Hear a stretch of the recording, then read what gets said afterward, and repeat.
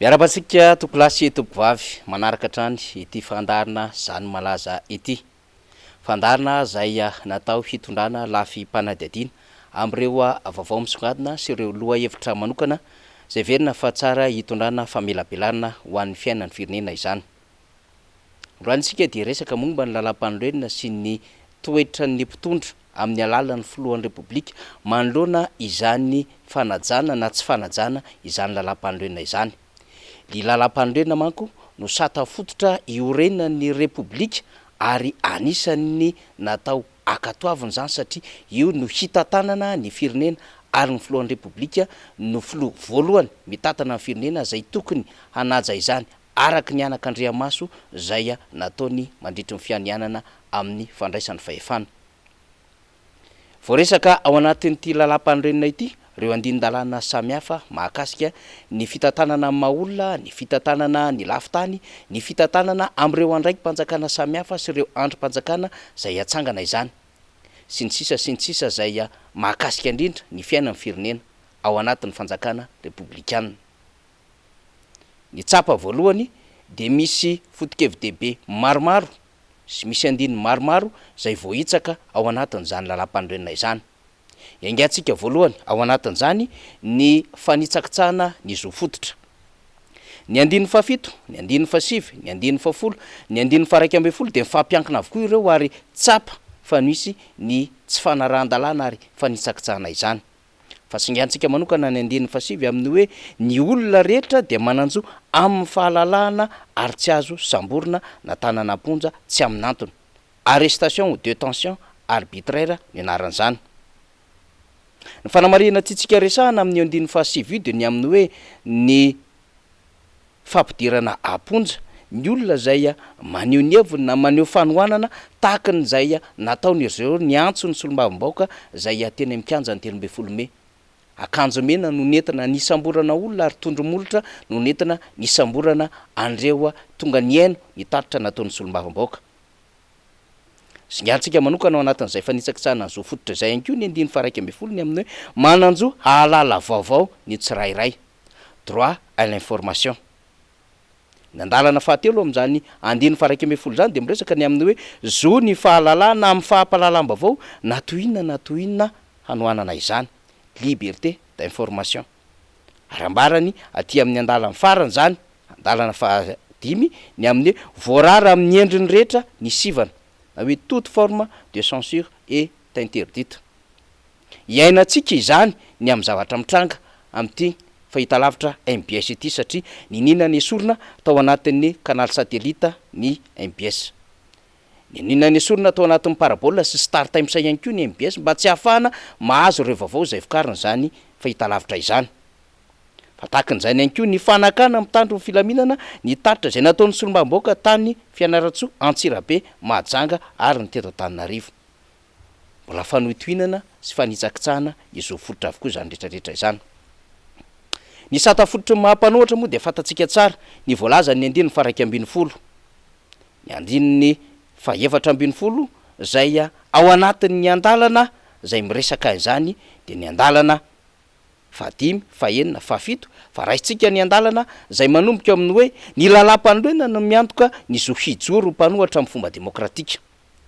Aorian'ny fifidiana solombavambaoka ny vondrona politika mpanohitra dia manendry ny lehibe mpanohatra.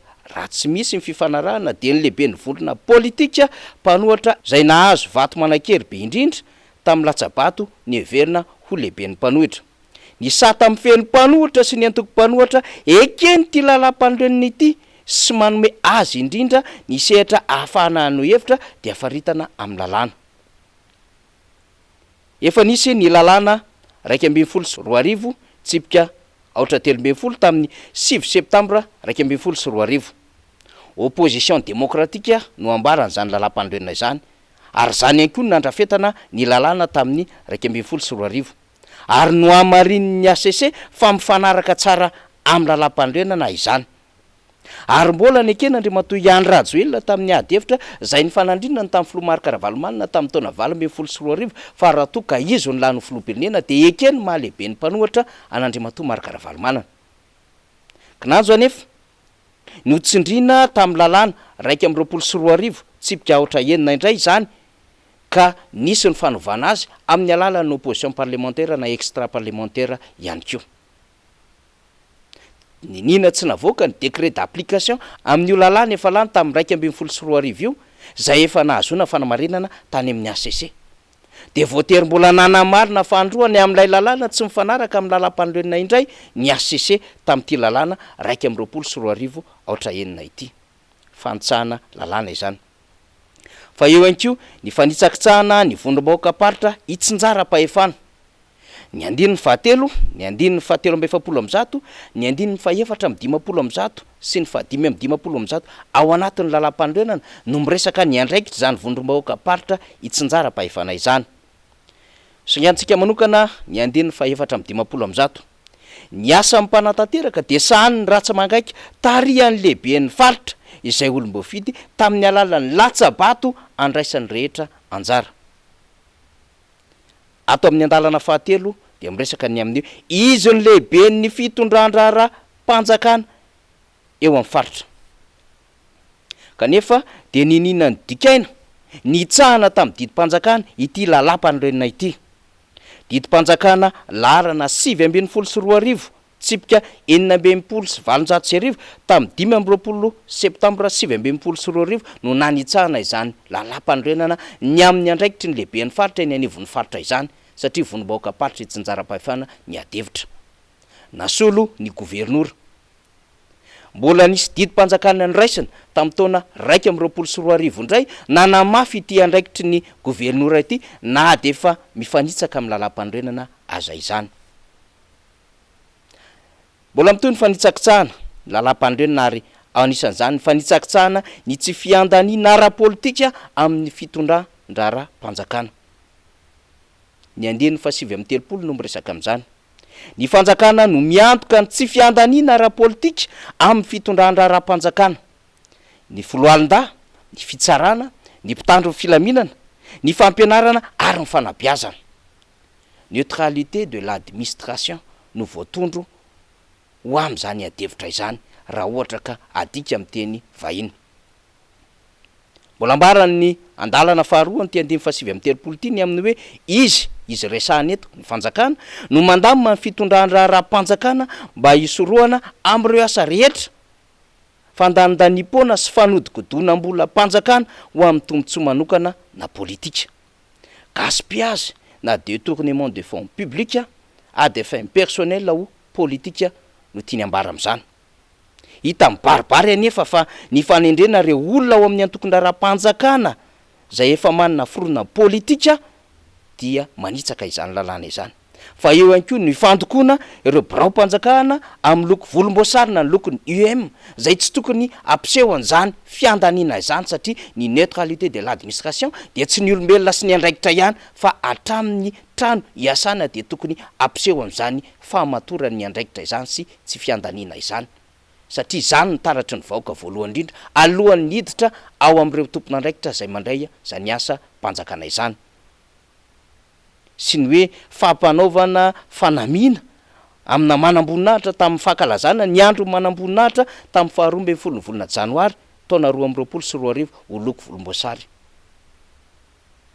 Fanitsakitsahana lalam-panorenana ihany koa ny lalàna momba ny andraikitra maha olom-boafidy.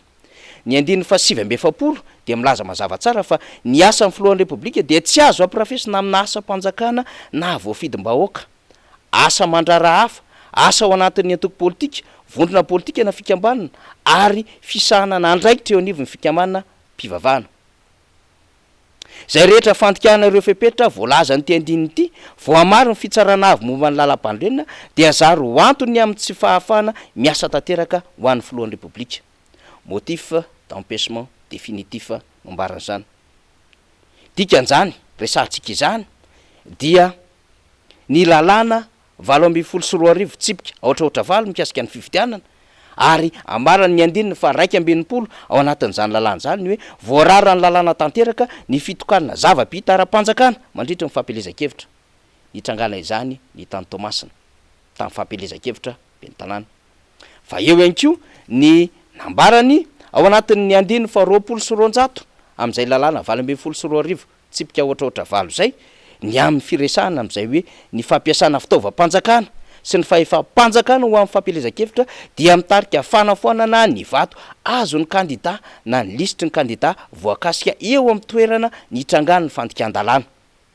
Tsy hitanisatsoiny isika ny amin'ny hoe fifidianana solombava-baoaka nefa tonga ny filoham-pirenena miara-manotrona izany ary manao kabary ary manolotra izany kandida izany. Endriky ny fampiasana ny fahefam-panjakana izany amin'ny alalan'ny andraikitry ny foloan'ny repoblika ary hita sy tsapa na teto Antananarivo teny amboribory tany faharoa sy fahatelo, hita tany Ambatondrazaka, tany Fianaratsoa ary tany Maroantsetra sy ireo distrika maro samihafa tamin'ny fifidianana solombava-baoaka kanefa nininy filohan'ny repoblika natao nanatrika ary nanolotra izany sy nampiseho izany zay misy tanjaka avy hatrany amin'ireo solombava-baoaka zay miloko volomboasary. Inona no fepetra ho raisina manoloana izany fanitsakitsahana ny lalam-pandroena izany. Ny andininy faraiky amin'ny 300 amin'ny lalam-pandroena dia miresaka toy izao: ny filohan'ny repoblika dia tsy tompona andraikitra noho ny zavanatao teo amin'ny asa na teo ampanaovana ny raharahany afa-tsy ny amin'ny famadihana tandrazana trahison, na ny fandikana bevava na ny fandikana miverimberina lalam-pandroena na koa fanaovana atsirambina ny andraikitra ka hita miariary fa tsy mifanaraka amin'ny fisanana ny asa mafiloha. Haute trahison, violation grave, violation répétée no resahany zany lalàna izany. Arak'izany ny antenimieram-pirenena hoy ny andalana faharoa no afaka miapanga azy amin'ny alalan'ny latsabato atao apahy be maso ary laniny ro apahatelo ny mpikambana ao aminy 2 tiers izany. Azo tsarainy eo alohan'ny fitsarana avy izy ny fiampangana de mety hiafara amin'ny fanalana azy amin'ny toerana. Zao ady hevitra nyresahantsika izao de miresaka ny amin'ny fanitsakitsahana miverimberina ny lalam-pandroenana nataon'ny filohan'ny repoblika. Nitondra andininy vitsivitsy isika fa mbola maro ny azo resahana raha am'izay fantsahana lalam-pandroenana izay na ny fantsahana lalàna ihany koa izay mifandraika am'izany lalam-pandroenana izany.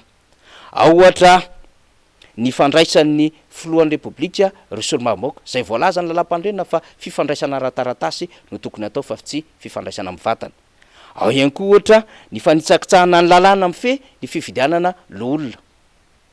Ao ihany koa ohatra ny fisaraha-pahefana zay tsy manaja ny andininy voalohany ao anatin'ny lalam-pandroenana. Séparation des pouvoirs no tiantsika resahana amin'izany. Ny andininy voalohany de miresaka toy izao: ny demokrasia sy ny fehi-kevitra momba ny fanjakana tandalàna no fototra iorenan'ny repoblika.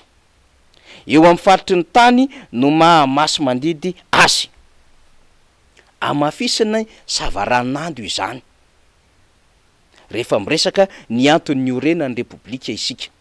Izany fisaraha-pahefana zany de tsy taratra kehitriny fa ny mpanatanteraka no manao ny asa ny mpanao lalàna, manao ny asa ny fitsarana ary ny mpanatanteraka no mibaiko ny fahefam-panjakana rehetra eto Madagasikara. Ny olana nefa ary efa niainany rehetra teto ary voalaza atao anatin'ny savaranando nanangalina ity lalam-pandroenana ny repoblika fahefatra ity ny amin'ny hoe mahatsapa ny tsy fanajana ny lalam-pandroenana ny fanitsiana azy mba hanamafisana ny fahefany mitondra nefa tsy mitondra vokatsoa ho an'ny vahoaka no antony mahatonga ny krizy miverimberina. Efa nisy teto ny fandraisana andraikitra nataon'ny solombava-baoaka na ahafahana nampianto filohan'ny repoblika tamin'ny andron'Andriamatoa Zavelbera.